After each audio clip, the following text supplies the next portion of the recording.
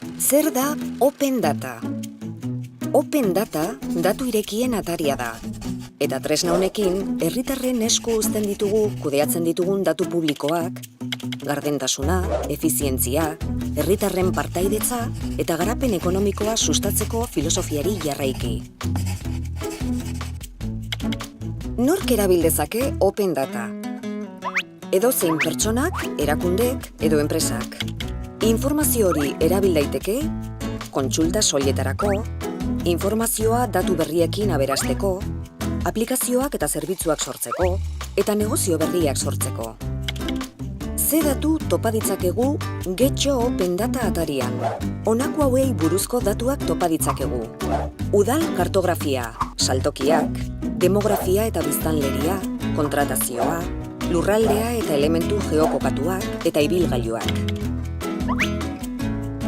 Fitxategiak, doakoak eta murrizketarik gabeak dira. Hainbat formatu elektronikotan erakusten dira. Zerbitzu berriak eta aplikazioak garatzeko, dokumentuak egiteko edo administrazioarekin efizientzia hobetzeko. Lagundu Getxo hobetzen.